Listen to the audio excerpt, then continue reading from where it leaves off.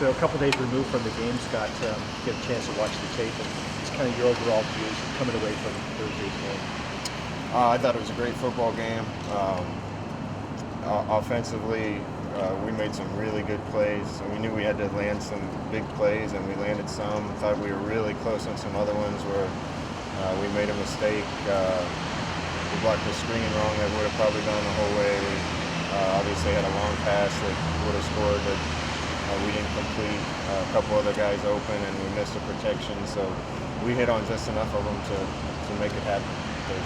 You're in the back half of the season now. I would assume there's a lot to build on. And do you feel like the offense is kind of in its rhythm now and clicking more so than the first part of the season? I think so. I think we've improved every week offensively. Obviously, it helped to get Vernon Adams back, helped to get Darren Carrington back.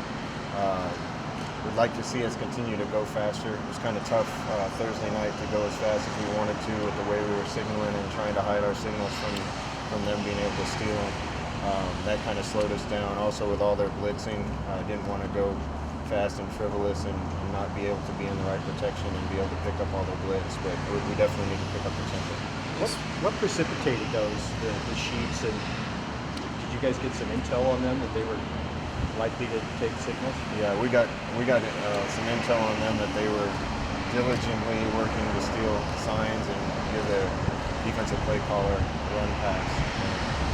That puts you to Houston spin. Are those sheets something you're going to stick with the rest of the season, or was that a one-time thing? If we think we need those sheets, we'll use them. I don't think everybody's like the team we just played. Is that something you guys consider fair game if they're able to interpret your guys' calls, or is that kind of a bush league sort of? Well, there's no rule against it. Tyler said that it was tough for him to see the signals at first because the signal caller was further downfield.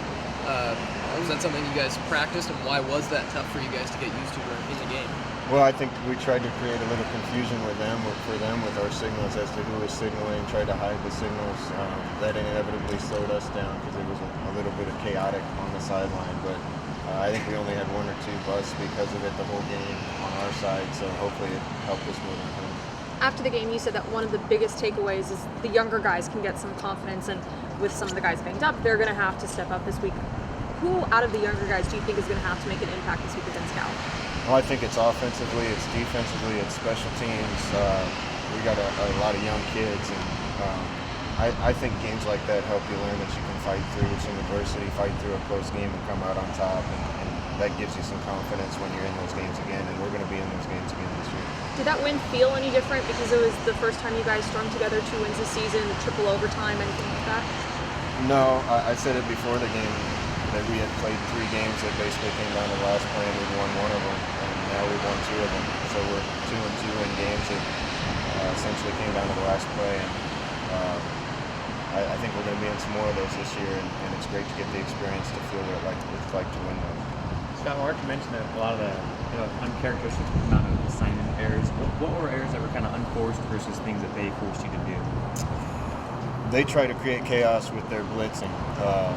They blitz about 65% of the time, and it's not usually one guy, it's 2.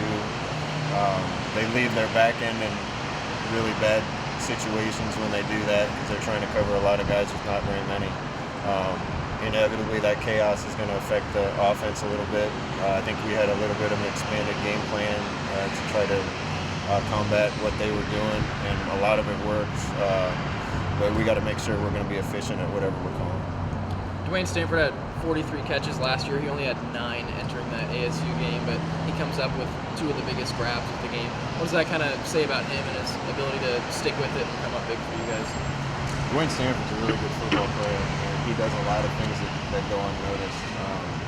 His blocking, his running routes to get other people open, his play on special teams.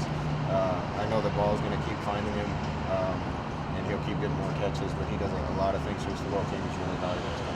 Coach, you went to kind of more what I guess you call trick plays this last game than we had seen from you in the past. What did you see that made you make those calls?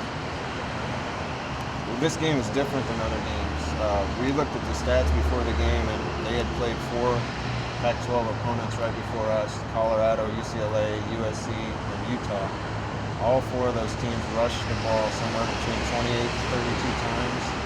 USC had the most rushing yards, 76 on 32 attempts.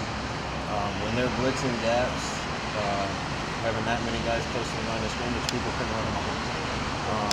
So we knew we had to do some other things to make big plays. We had some situations set up. We knew we had a chance to crease some runs, and we did. Our best run plays in that game were with 2 tight ends and both ends tied down. But when you're in 12 personnel with 2 tight ends, it kind of limits your other play calls. So we tried to mix it up as well as we can. We ran 28 times for 186 yards.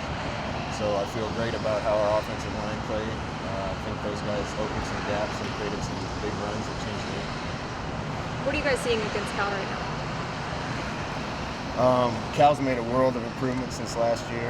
I think they probably thought they needed to get better on defense last year. Really impressed with them. I think they got some guys up front that are disruptive. I think their secondary's improved a lot.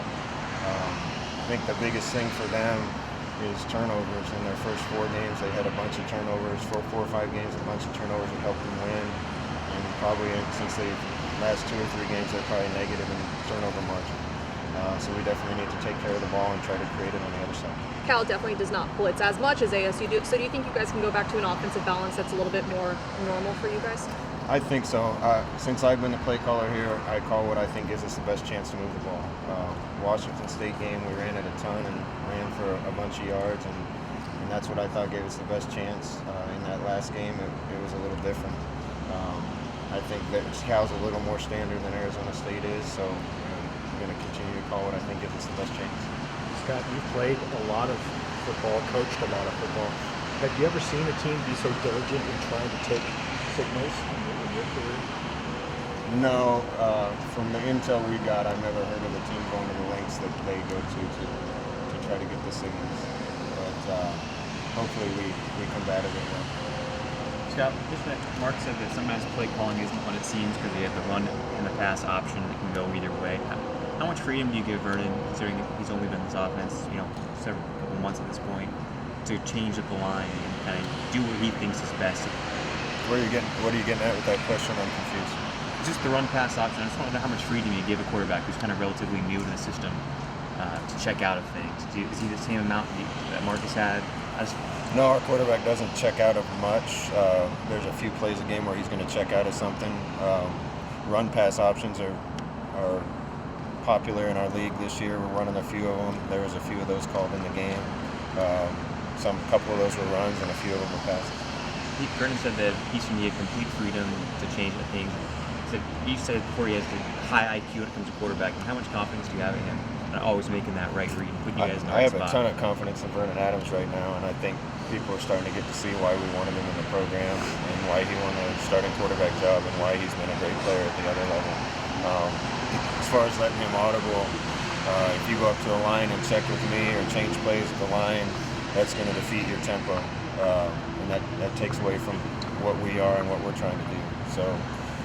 Like I said, we give him a few options here and there to get in a better play if we're in a bad one, but for the most part, our offense should have an answer built in so we can continue to go at the pace we want to. What kind of balance do you strike with him scrambling so much versus you kind of saying, okay, I'd rather you do X, Y, Z than throw the ball away? He was better in that game than he has been in the games before, going through progressions and then creating when he needed to. Against that kind of blitz that they were bringing, we knew that his ability to scramble around and create plays was going to help. Fortunately, he made some fantastic plays when we really needed it, running around and making throws. The more comfortable he gets with his offense, the more he'll go through his progressions and create if he needs to. When you wake up the next morning after a game like that and you go back and just kind of cycle through the game in your head, I mean, how crazy was that game? That was a wild game. They deserve a ton of credit. Thought offensively they were very efficient. Defensively they made some stops against us on some drives where we needed to score. It came down, like I said, to the last play about 5 different times in that game. And luckily 61 was enough to win it.